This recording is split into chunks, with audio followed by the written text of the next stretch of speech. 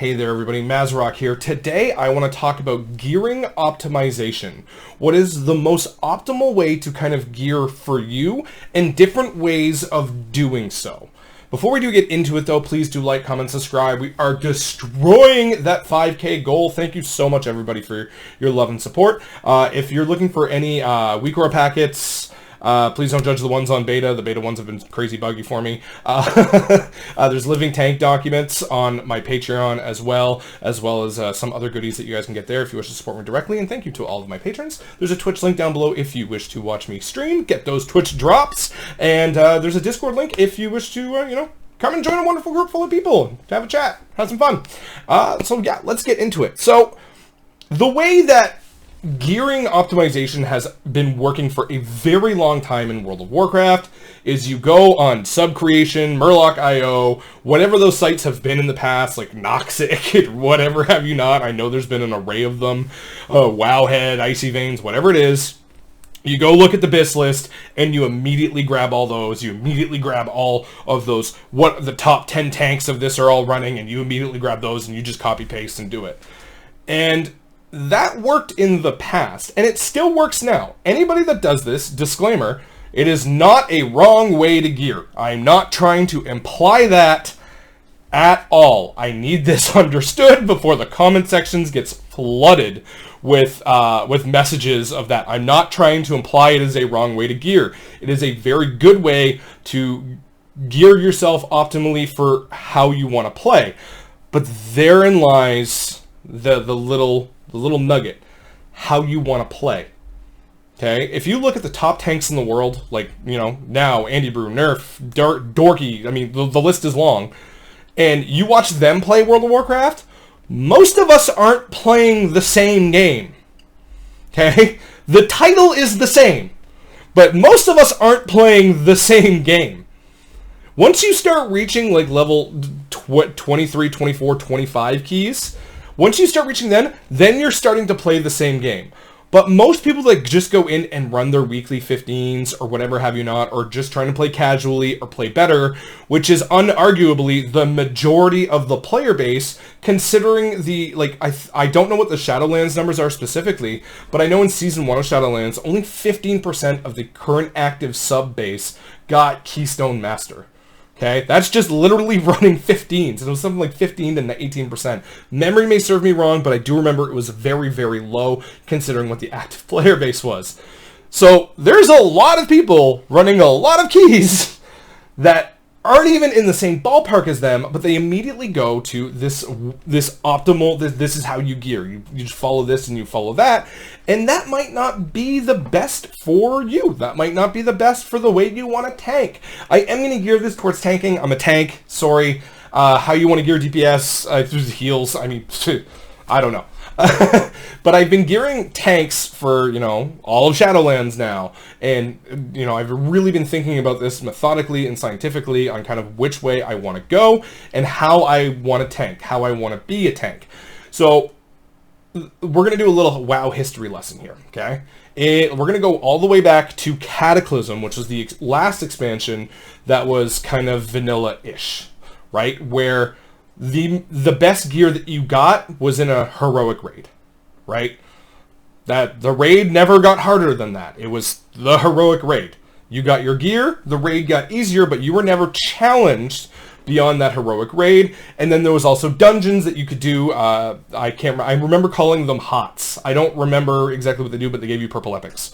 It was in Cataclysm. I remember this very specifically. That was another very good way to get gear, but that challenge of that dungeon never got harder. It was always the same difficulty. So talent and skill stagnated in World of Warcraft for a long time. So that way of gearing, look at the best, grab it and copy paste and go, was absolutely fine for them, because fine for that era, and I'm still going to argue it's fine for this era now as well, depending on what you want to do.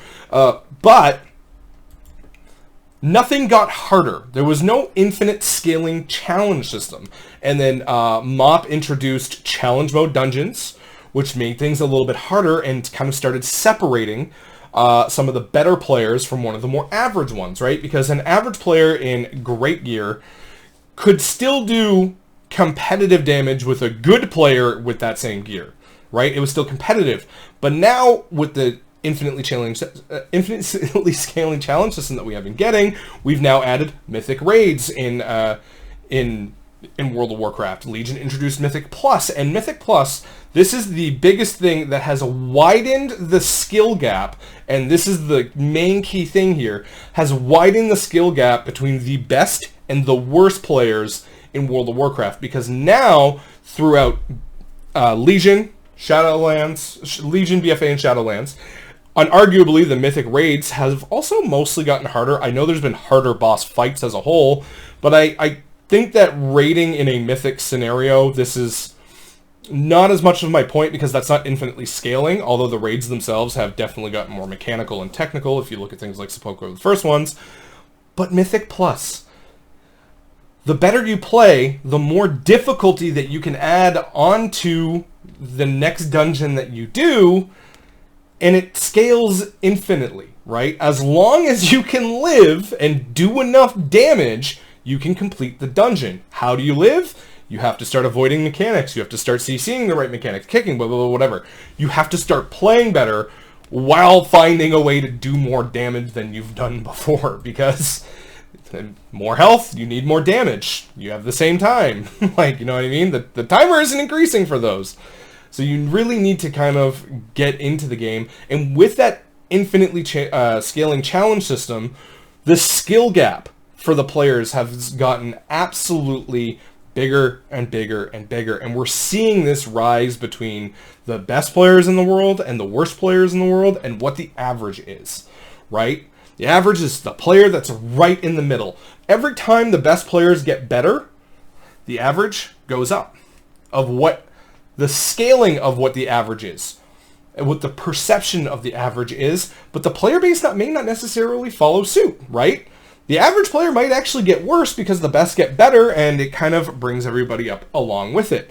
But there are a lot of different factors to this, and I'm not going to be going depth into the skill gap, but we need to be talking about the skill gap between the best and the worst and the average players, and acknowledge that it is now here, right? It's in World of Warcraft. It is a thing, right? We need to acknowledge that as a player base and understand that it's there. So when you're looking at talents on Wowhead or whatever have you not, any site, I'm just going to use them because they're one of the most popular, or you're looking at sub-creation or whatever have you not, you have to ask yourself, is this the best setup for what I want to do, or is this the best setup for completing the highest keys possible? Because that's not the same thing. That answer might not be the same. And I'm going to take Paladin in Shadowlands as an example here. I've seen a lot of times where people come and ask me, I'm feeling squishy, I can't do this pack, I feel like I just don't have the defensives for it, and it's just not working out for me. I'm like, okay, what are your talents? And 99% of the time they were running Righteous Protector, which is what the most optimal thing was to give you the most amount of defensive power and offensive power at the same time, because Final Stand is purely defensive, right? You get no offensive gain from Final Stand, but while you're learning how to tank and you're learning how to do these pulls and you're learning the spec, and you're getting a grasp on things.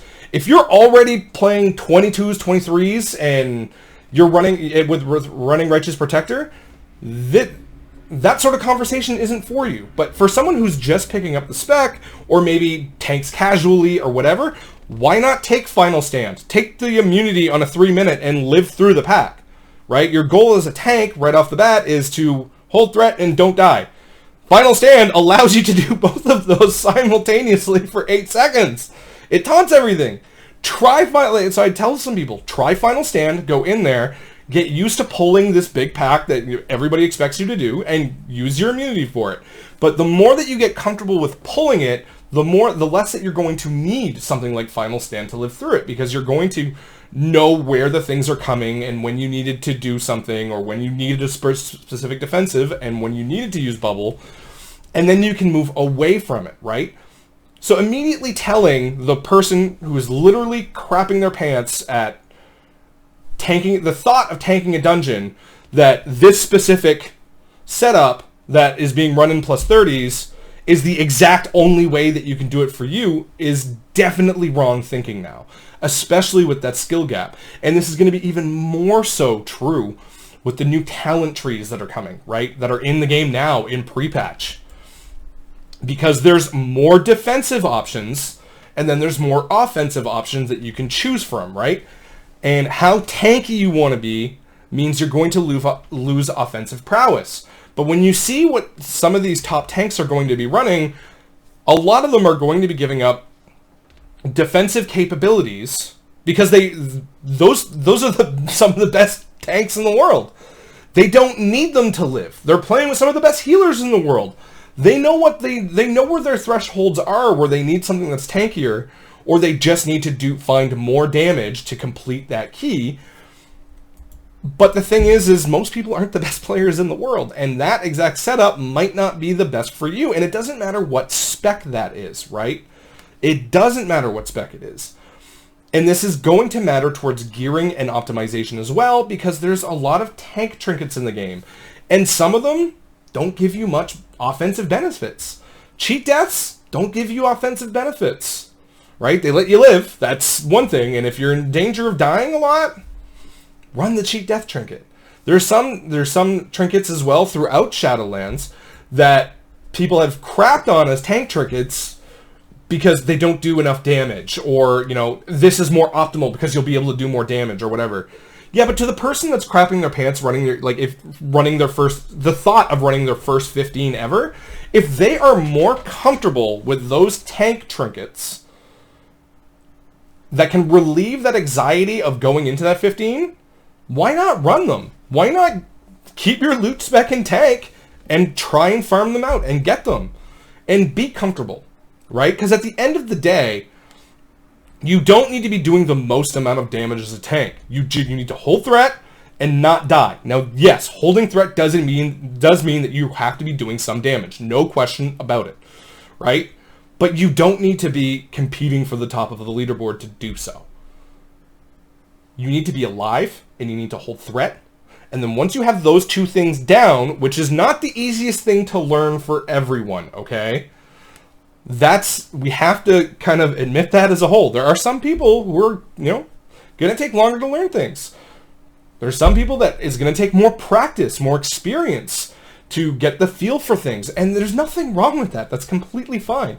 But telling someone that they're gearing suboptimally because they're not trying to copy paste what the best players in the world are doing, and maybe trying something a little different that they're more comfortable with, that's going to allow them to live longer, that sort of thinking is wrong. We need to address that in our community and our player base. And this is something that I try and get across on my channel as well, where sometimes my advice for newer tanks conflicts with what you're going to read on some of the big guides. Because I've already asked the question, what are you trying to accomplish? And if that is just, dude, I just want a tank to KSN. That's all I want. That's it. Okay, we can tailor something for you to get that done. You can tell by talking to some people that the anxieties of just tanking and leading a group is already too much. Not too much, but is a lot for them. Why not soothe those anxieties with more defensive talent options, trinket options, and those sorts of things to allow them to tank that and let them get the experience and practice that they need to get better? Because some people are going to go from down here to up here by copying the first method that's always been in World of Warcraft for gearing and optimization. Some people are going to do it. Not everyone is going to do that, though. That's kind of a fact of life. Everyone's different. Everyone learns differently. Everyone experiences things differently. It's a whole lot easier for someone who runs 8 to 10 keys a day to get better at the game than someone who might run 2 to 4 a week, right? There's some people that play this game every single day for hours on end, and there's people that play for, 2 raid nights and a Mythic Plus night. There's casuals that don't even raid and come on, do a couple of keys, hang out with their friends, and their friends want them to tank.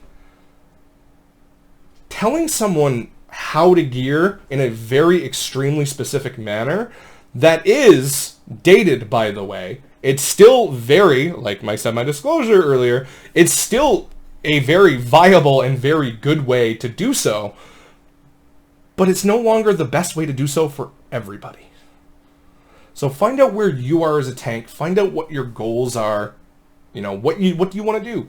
Do you just want to tank to KSM? Do you want to do 20s? Do you want to get ranked to world first? Like, whatever you want, figure that out, and then tailor your talents and your gearing spec and things like that for what you want.